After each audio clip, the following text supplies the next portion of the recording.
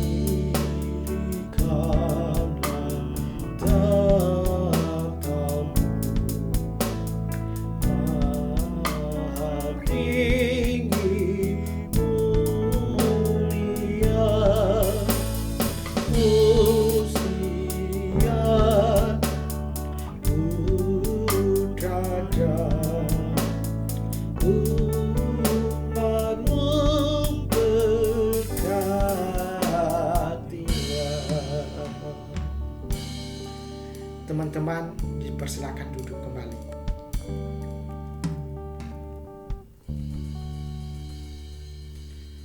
Teman-teman, kita menyadari bahwa hidup yang kita hidupi saat ini merupakan anugerah Tuhan. Namun, teman-teman, acap kali di tengah kehidupan yang kita hidup saat ini, kita sering mendukakan hati Tuhan melalui setiap tindakan dosa yang kita lakukan. Untuk itu, marilah saatnya kita akan berdoa mengaku setiap dosa dan pelanggaran kita di hadapan Tuhan. Mari kita berdoa. Tuhan, betapa kami menyadari bahwa hidup kami ini adalah anugerah dari Tuhan. Namun, di tengah hidup yang kami hidupi saat ini, masih banyak sekali celah yang kami lakukan, sehingga hal ini mendukakan hati Engkau. Mungkin itu melalui perbuatan kami, pikiran kami, maupun perkataan kami. Untuk itu, Tuhan, pada hari ini Kami mau mengakui dan memohon ampun atas setiap dosa yang telah kami lakukan di hadapan. Dan kami juga memohon terus perbaharulah hidup kami dan ajarlah kami untuk terus bersandar kepadamu. Ini doa dan permohonan kami. Hanya di dalam nama Yesus Kristus kami sudah berdoa. Amin. Teman-teman, kita percaya bahwa Allah telah mengampuni kita. Untuk itu, dengarkanlah berita anugerah yang terdapat di dalam Efesus pasal yang ke-1 ayat yang ke-7. Beginilah bunyi firman Tuhan. Sebab di dalam Dia dan oleh darahnya kita beroleh penebusan, yaitu pengampunan dosa menurut kekayaan kasih karunia. Teman-teman, kita bersyukur untuk pengampunan yang telah Tuhan anugerahkan kepada kita. Dan sebagai respon syukur sekaligus untuk mempersiapkan hati kita untuk mendengarkan kebenaran firman Tuhan, mari kita pujikan kembali Open the Eyes of My Heart.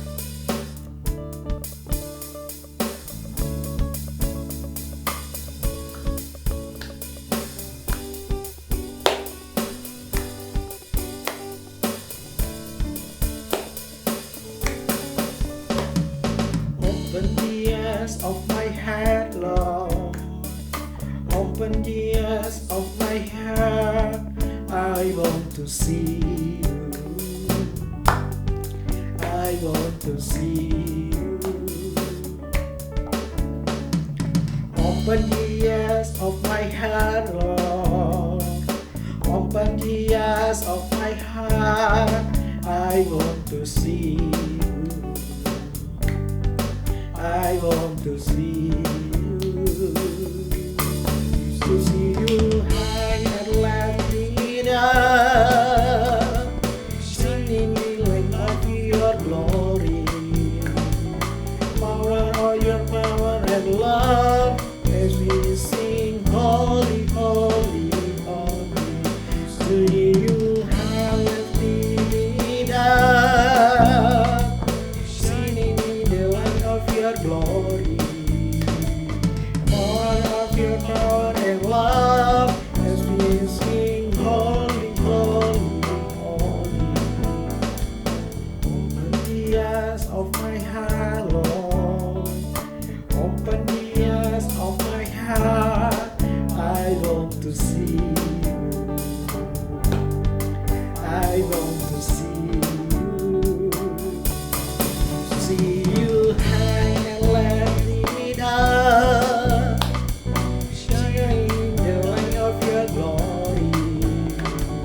Power of your power and love, as we sing holy, holy, holy. I want to see you.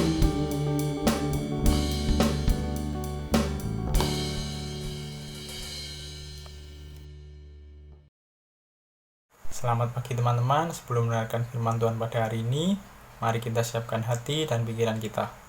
Teman-teman dapat fokus mendengarkan firman Tuhan dalam posisi duduk dan tidak melakukan hal yang lain. Mari kita berdoa. Tuhan, terima kasih untuk berkat-Mu setiap harinya. Sebentar lagi kami ingin mendengarkan firman-Mu. Berkati kami agar kami dapat fokus untuk mendengarkan firman-Mu, Tuhan. Dan berkati kami agar kami dapat mendengarkan firman-Mu dengan baik. Terima kasih Tuhan, di dalam nama Tuhan Yesus. Amin. Ya teman-teman, senang masih bisa berjumpa dengan kalian semua pada hari ini.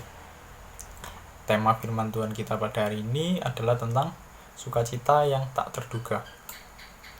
Sebelumnya Kak Nixon mau tanya dulu ke kalian, bagaimana keadaan teman-teman sekarang saat ini? Apakah ada teman-teman yang merasa bahwa sekarang kalian berada di titik terendah kalian? Sejujurnya, Kak Nixon nggak tahu bagaimana dan apa yang kalian alami sekarang ini. Mungkin ada beberapa dari kita yang sedang mengalami kondisi yang tidak baik.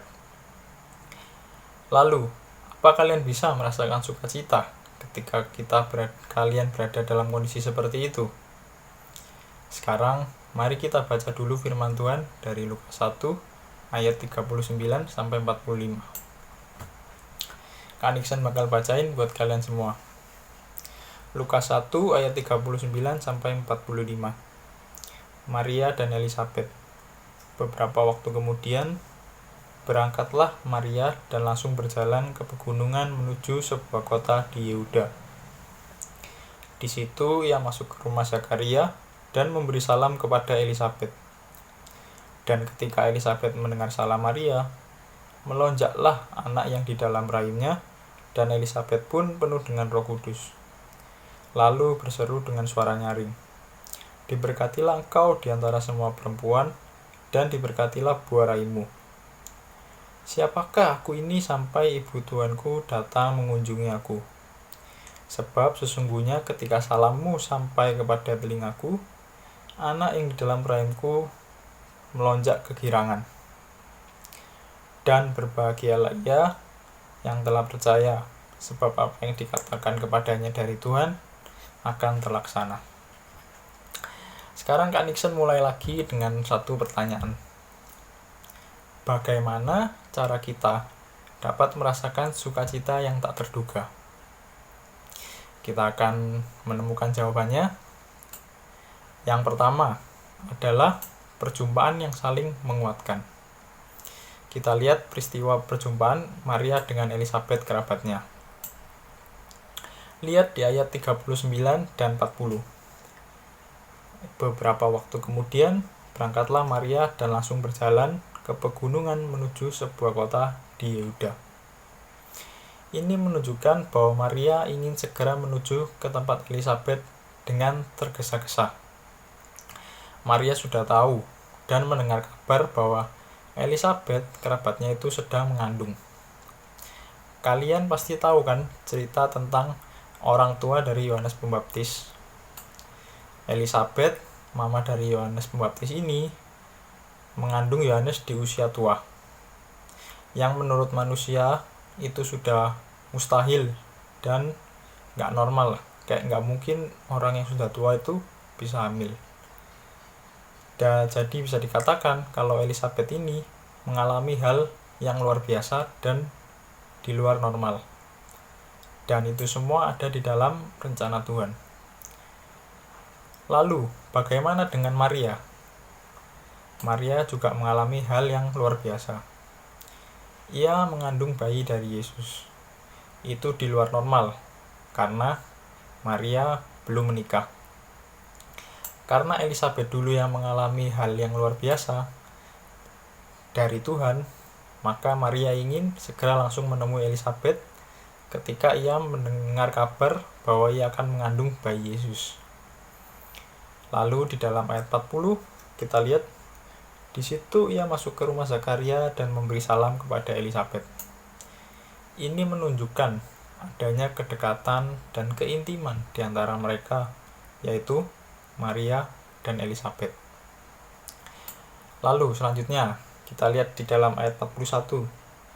Dan ketika Elisabet mendengar salam Maria, melonjaklah anak yang di dalam rahimnya, dan Elisabet pun penuh dengan Roh Kudus.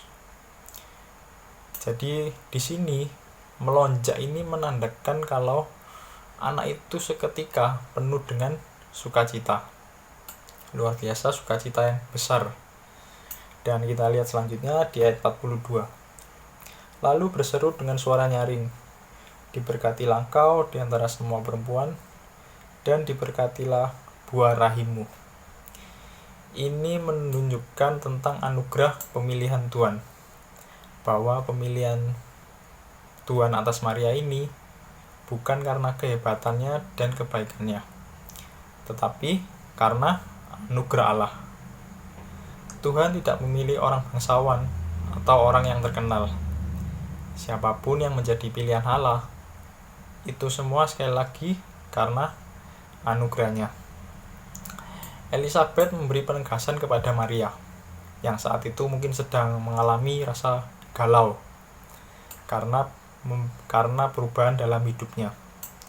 Bayangkan aja, Maria yang awalnya hanyalah orang yang biasa-biasa, gadis yang biasa-biasa, yang belum menikah, sekarang dia harus mengandung dari Roh Kudus. Pasti ada perubahan besar dalam hidupnya. Ya, di luar normal itu.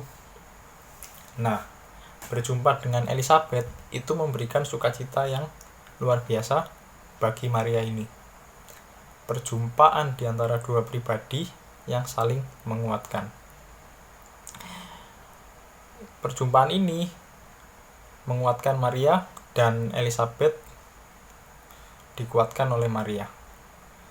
Bahwa seperti Allah sudah mengizinkan Elizabeth punya anak di usia tuanya, Allah juga memilih Maria untuk menjadi ibu dari Yesus, anak Allah itu sendiri.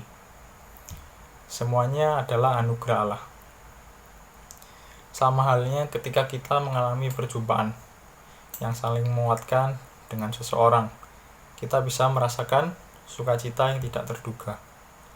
Bisa perjumpaan itu dengan teman kita, saudara, sahabat, atau orang-orang terdekat kita. Biasanya kita dapat bercerita banyak tentang masalah-masalah kita, atau tentang apapun lah yang terjadi dalam hidup kita kepada mereka. Dan mereka sebaliknya bisa menjadi pendengar yang baik atas cerita kita dan masalah-masalah kita. Dan gak hanya itu juga, mereka pasti bisa memberikan solusi atas masalah-masalah kita. Lalu sebaliknya pun juga, ketika teman kita mengalami masalah atau siapapun orang terdekat kita mengalami masalah, mereka juga akan bercerita kepada kita. Dan kita seharusnya juga memberikan solusi atas masalah mereka. Inilah yang menjadi sukacita ketika adanya perjumpaan yang saling menguatkan. Yang kedua, selanjutnya ada cara yang kedua untuk merasakan sukacita yang tidak terduga, yaitu adalah percaya pada rencana Tuhan. Di dalam ayat 43 kita bisa lihat, siapakah aku ini sampai ibu Tuanku datang mengunjungi aku. Di sini menunjukkan kalau Elizabeth itu sudah seperti kayak tahu kalau Maria itu mengandung. Dan padahal Maria belum bicara apa-apa. Nah, Elizabeth ini percaya kalau Mesias akan tiba. Ini berhubungan dengan respon anaknya yang sebelumnya, anak yang dalam kandungannya itu. Anaknya itu kan sangat bersukacita ketika Maria ini datang dan memberi salam kepada Elizabeth. Tapi Elizabeth pun merasa tidak pantas untuk dikunjungi oleh Maria, karena Maria adalah orang yang mengandung seorang Mesias. Tetapi di sini Maria menjadi pribadi yang memberikan sukacita kepada Elizabeth dan bayi yang ada di rahimnya. Maria sangat menghormati Elizabeth. Selanjutnya di ayat 44, sebab sesungguhnya ketika salammu sampai kepada telingaku, anak yang di dalam rahimku melonjak kegirangan. Kalian tahu ini adalah simbolisme kesukacitaan. Melihat bahwa Yesus yang akan menjadi Mesias segera lahir adalah sumber sukacita terbesar. Lalu di ayat 45, dan berbahagialah ia yang telah percaya, sebab apa yang dikatakan kepadanya dari Tuhan akan terlaksana. Di sini Elizabeth menyampaikan bahwa rencana Allah pasti akan terjadi. Dan orang yang berbahagia adalah orang yang percaya dan taat pada rencana Allah. Jadi Elizabeth menguatkan Maria bahwa saat Maria mau percaya kepada Tuhan dan rencana Tuhan untuk menjadi ibu bagi Sang Mesias, maka Maria adalah orang yang paling bahagia dan yang harusnya berbahagia, walaupun situasi hidupnya menjadi tidak normal. Sekarang Kak Nixon mau membahas beberapa fakta penting menarik yang bisa kita garis bawahi. Yang pertama adalah Maria dan Elizabeth ini sama-sama orang yang tidak dianggap dalam masyarakat, tidak dianggap, diabaikan dalam konteks masyarakat saat itu. Kenapa kok bisa mereka diabaikan dan nggak dianggap? Pertama, Elizabeth. Kita bisa lihat dalam Lukas 1 di ayat awal-awal dicatat kalau Elizabeth ini sudah tua dan mandul. Kalau di zaman itu perempuan yang sudah menikah dan mandul menjadi orang yang dianggap remeh oleh masyarakat.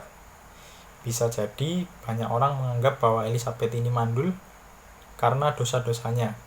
Jadi dia dihukum Tuhan menjadi mandul.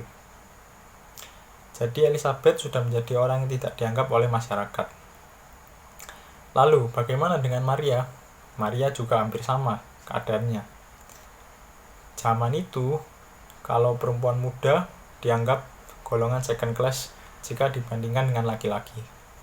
Apalagi Maria itu bukan dari keluarga yang kaya dan juga bukan dari orang yang terpandang. Ya pokoknya dia bukan siapa-siapa lah pada waktu itu. Lalu yang kedua yang bisa kita garis bawahi adalah kondisi Maria dan Elizabeth yang tidak ideal ini. Elizabeth walaupun mendapat anugerah anak sehingga orang tidak bisa menghina dirinya lagi sebagai perempuan mandul, bagaimanapun juga dia adalah wanita yang sudah tua. Pasti tidak mudah baginya di usia tua itu mengandung seorang bayi. Itu di luar normal dan tidak ideal. Sama halnya dengan Maria. Ia masih muda dan belum menikah. Tapi dia harus mengandung dari bayi seorang Mesias. Jadi keadaan hidupnya pasti sangatlah berubah di luar normal dan tidak ideal. Tetapi kedua perempuan ini dipercaya kepada Tuhan untuk memenuhi rencananya. Dan mereka percaya bahwa Tuhan memiliki rencana atas hidupnya. Mereka percaya adalah anugerah ketika Tuhan memilih mereka terlibat dalam rencananya. Ketika mereka percaya pada Tuhan, ada sukacita dalam peristiwa hidup mereka yang tidak normal atau tidak ideal ini. Jadi teman-teman, sukacita itu bisa datang dari dua orang perempuan yang tidak dianggap oleh masyarakat. Bagaimana dengan kita? Ketika kita mengalami suatu keadaan yang tidak ideal atau kurang menyenangkan untuk kita, seringkali kita mengalami kesal atau marah, stres, sedih, dan lain-lain. Apa yang harus kita lakukan di saat itu? Jawabannya, yang harus kita lakukan adalah percaya pada rencana Tuhan. Ketika kita berada dalam keadaan yang dipermalukan, direndahkan orang lain, dihina, dikucilkan, diabaikan, dan lain-lain, jangan ragu atas rencana Tuhan di dalam hidup kita. Kenapa kok harus gak boleh ragu? Karena rencana Tuhan itu selalu indah dan tepat pada waktunya. Ketika semua berlalu, kalian akan mendapatkan sesuatu yang luar biasa. Karena adanya rencana Tuhan ini di balik semua itu. Kemudian yang kita rasakan akan ada sukacita di dalamnya. Sukacita yang sangat besar yang berasal dari Tuhan. Karena semua akan indah pada waktunya. Dalam kondisi yang tidak normal saat ini, dalam kondisi kehidupan kita yang tidak ideal, kita bisa tetap mendapatkan sukacita dari Tuhan. Bagaimana caranya? Ingat yang tadi, carilah perjumpaan yang menguatkan dari teman-teman seiman kita. Itu yang pertama. Yang kedua, percayalah kepada Tuhan dan rencananya yang selalu mendatangkan kebaikan bagi kita. Teman-teman, beranilah percaya pada rencana Tuhan dan rasakan sukacita yang tidak terduga itu. Sekarang, mari dalam masa penantian kita saat ini, kita mendoakan supaya adanya perjumpaan yang menguatkan. Perjumpaan yang menguatkan itu bisa kalian dapatkan dari teman seiman, dari orang tua, dari saudara, dari guru, juga bisa dari persekutuan dengan teman seiman. Apapun kondisi teman-teman, jika ada yang merasa bahwa sekarang mengalami kondisi yang tidak ideal, mari teman-teman percaya pada rencana Tuhan. Dan percaya bahwa di balik semua itu ada sukacita yang tidak terduga dari Tuhan. Sekarang, mari kita berdoa sebelum kita mengakhiri firman Tuhan pada hari ini. Tuhan, terima kasih untuk firman-Mu. Terima kasih kami boleh belajar banyak dan kami boleh belajar tentang untuk percaya pada rencana-Mu Tuhan. Ajar kami seperti Maria dan Elizabeth. Ketika berada dalam kondisi yang tidak ideal, mereka tetap percaya pada rencana-Mu Tuhan. Kami juga ingin selalu percaya pada rencana-Mu, karena kami ingin merasakan sukacita ketika kami mempercayai setiap rencana-Mu dalam hidup kami Tuhan. Terima kasih untuk firman-Mu pada hari ini. Dalam nama Tuhan Yesus, kami sudah berdoa. Amin. Teman-teman, kita bersyukur untuk kebenaran firman Tuhan hari ini yang boleh memberkati setiap kita. Dan sebagai respon syukur kita di hadapan Tuhan, mari kita mempersiapkan persembahan yang terbaik kepada Tuhan. Namun sebelumnya, dengarkanlah nas persembahan yang terdapat dalam 1 Tawarik, pasal yang ke-29, ayat yang ke-17a. Beginilah bunyi firman Tuhan. Aku tahu, ya Allahku, bahwa Engkau adalah penguji hati dan berkenan kepada keikhlasan. Maka aku pun mempersembahkan semuanya itu dengan sukarela dan tulus ikhlas. Dan sekarang umat-Mu yang hadir di sini telah kulihat memberikan persembahan sukarela kepadamu dengan sukacita. Mari kita kembali, kita akan memberikan persembahan kita dengan menyanyikan satu pujian. Ku mau selalu bersyukur.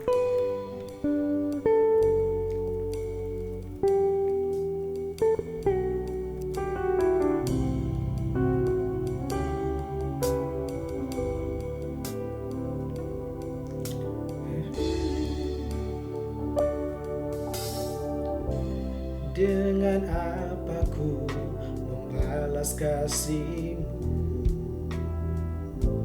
yang ku terima dari-Mu? Dengan apa ku membalas cinta-Mu? Oh Yesusku, ku mau selalu selalu bersyukur. Kau Tuhan yang setia, yang selalu menolong. Ku mau selalu bersyukur, selalu bersyukur. Kau Bapa-Ku yang setia.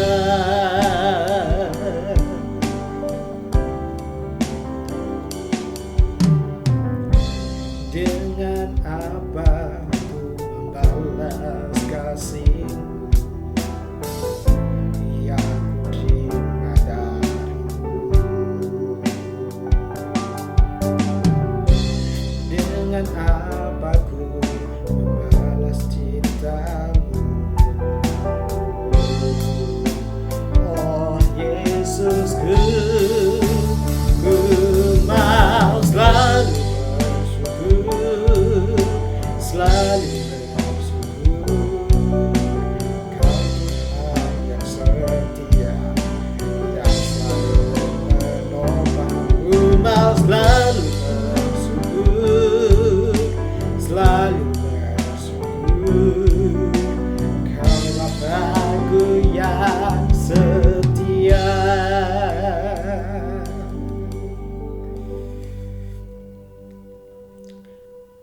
Mari kita bersatu di dalam doa. Tuhan, pada hari ini kami bersyukur untuk kesempatan bagi setiap kami untuk bisa memberikan persembahan kepada Tuhan. Kiranya Tuhan yang boleh memberkati persembahan ini, dan biarlah persembahan ini dapat dipakai untuk pelayanan bagi gereja-Mu di tempat ini. Terima kasih Tuhan. Ini rasa syukur kami. Di dalam satu nama Tuhan Yesus Kristus kami sudah berdoa. Amin. Teman-teman, kita akan mengakhiri ibadah hari ini. Biarlah di dalam kehidupan ini kita terus bisa meletakkan seluruh hidup kita ke dalam tangan Tuhan. Mari kita bangkit berdiri. Sekali lagi kita akan menyanyikan pujian Open the Eyes of My Heart.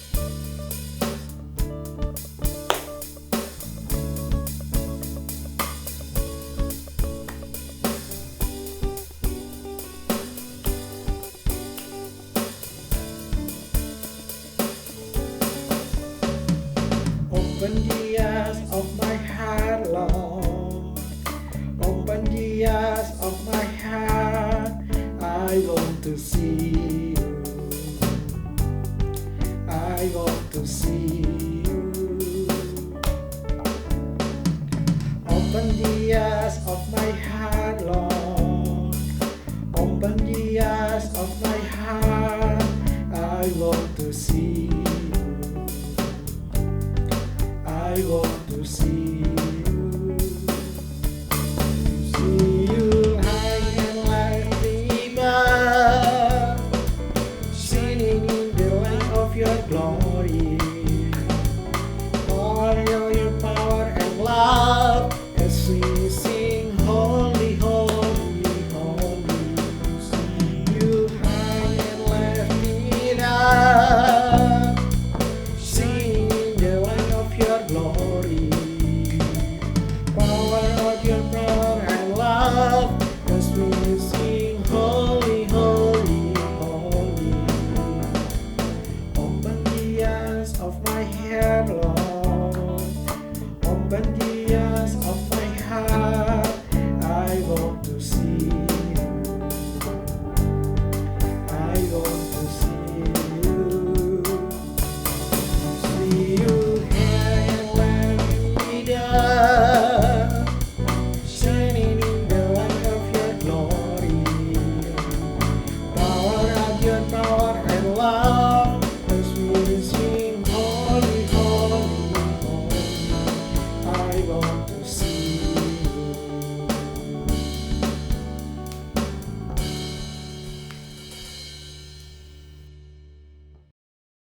Ya teman-teman, sebelum kita akhiri ibadah kita pada pagi hari ini, mari kita tutup dalam doa.